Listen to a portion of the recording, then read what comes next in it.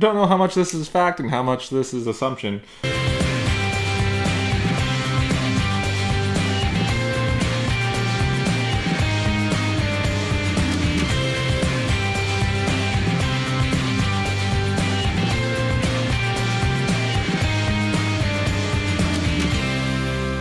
Welcome back to Rewind with bschwitty, because insert Hello Kitty reference here. Today, we're going to be doing something requested by viewer Skye, my friend Skye, and she was wondering how the Hello Kitty wine tasted. I told her I wasn't going to buy an entire collection made by Sanrio for wine consumption, but they did have this nice little Valentine's Day pack that was super cheap after Valentine's Day, so I picked up the Pinot Noir and the Sweet Pink. And I'm pretty sure this is a bubbly because there's a cork on it. So, without further ado, for those of you that don't know, Hello Kitty is some sort of Japanese caricature that's on just about everything from stationery to backpacks, animated television to weekly cartoons. Personally, I never got into Hello Kitty, mostly not to be sexist, but because I'm a male. I enjoyed Super Sentai and Man. My cousins once sent me the third installment of Teenage Mutant Ninja Turtles, the live action movie from the 90s, in Japanese, and I didn't have it in English. I watched it in Japanese like multiple times, and that was the worst of the three. But over the years, I'd never received anything Hello Kitty themed. We used to go to Wajamaya's, and I used to get Dragon Ball Z action figures. I saved up my money for the Son Goku that had all three Super Saiyan heads that you could pop off and pop on for his transformation. That was the coolest. Regardless, Hello Kitty, beloved by millions, maybe even billions worldwide. They have a Pinot. They have an entire wine line. And the nice thing about this is I don't even need to use my full cutter. I'm going to start with the Pinot and move on to the Sweet Pink, just because I've been drinking dry red wine tonight. So we'll see how the Pinot is and then move on from there. Composite looking cork. No branding on it, which is fascinating.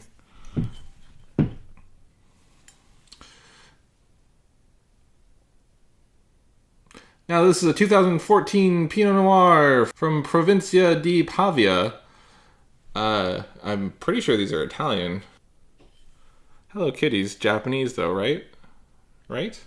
You can see there's a little Italian flag under there. I am genuinely fascinated by this. This is 12.5% alcohol by volume.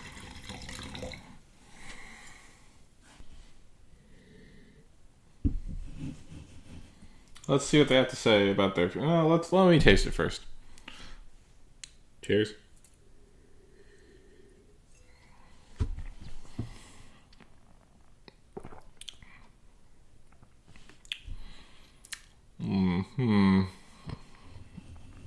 So this tastes like a slightly sweet Pinot. And not realizing that this was from Italy, I have it in a New World Pinot glass.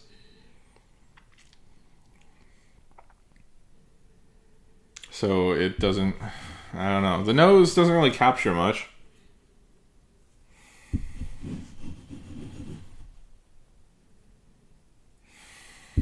Maybe it needs to be decanted. It smells hot, which is weird because it's not that hot.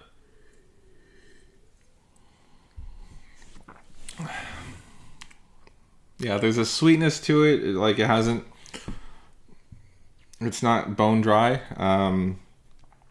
You get red fruits.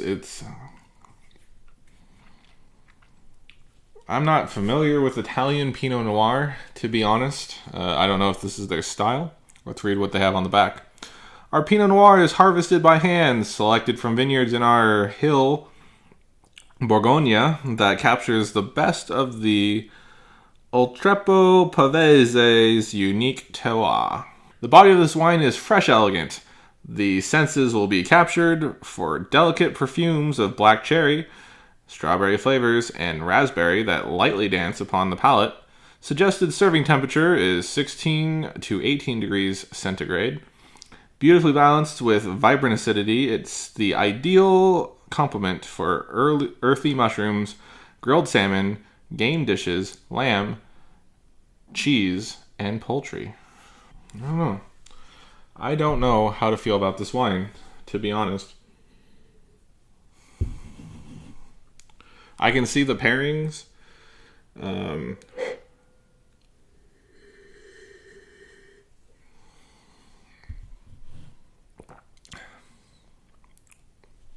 It's kind of opening up now. It's just, I don't know. I guess I expected more.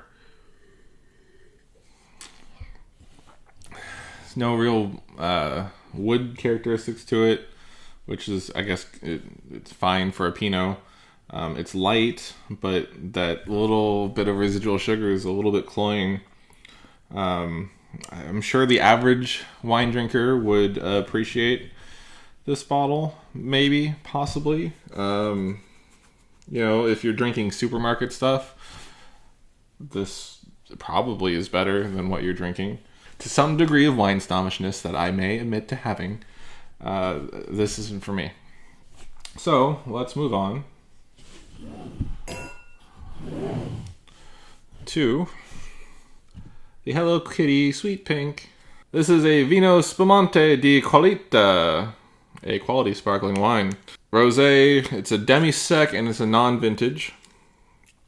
So at least this is justifiably sweet. And I'm not saying that's sweet. It's like maybe a step above brut. Maybe.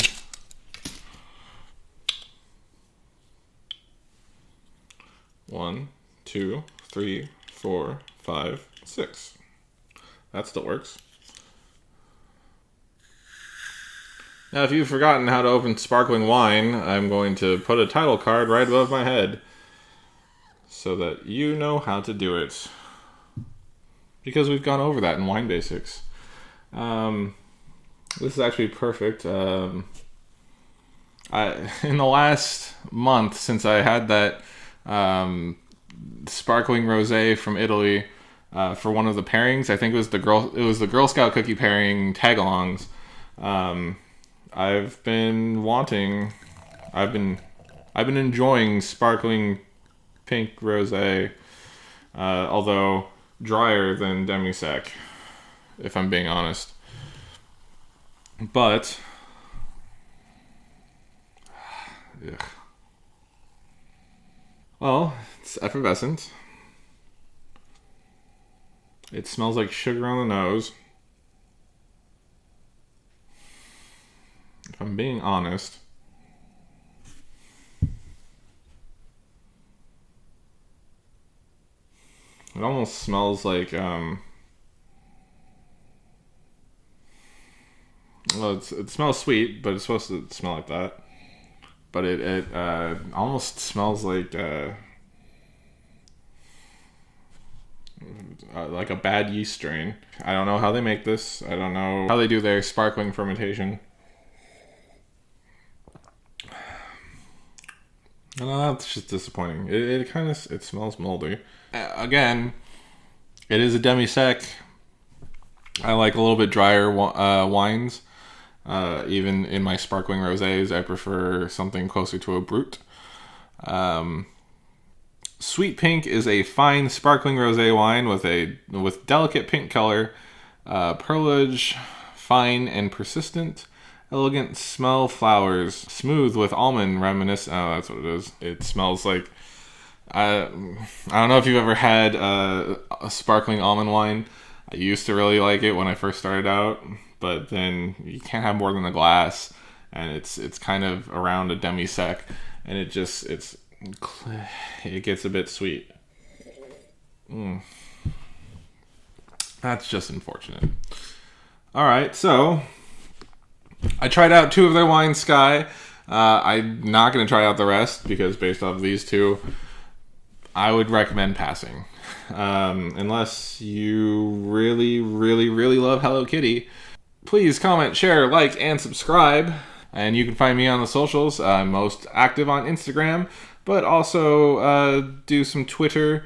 And you can follow the Facebook page where occasionally you'll see some exclusive content come out there. Are there any other brand-sponsored wines that you're interested in me in trying?